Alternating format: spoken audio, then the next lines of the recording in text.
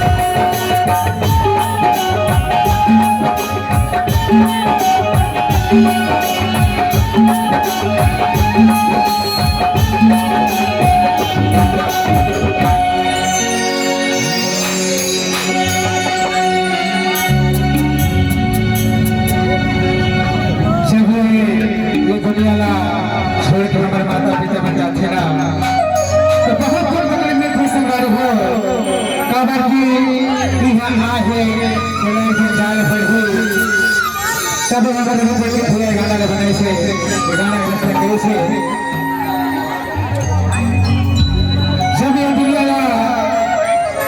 छोड़ के जाते ना तो अगर बेटे का नहीं जानता है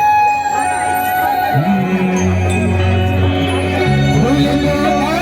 बस फूल दे मोरे अंगना तुलसी बन के रहेंगे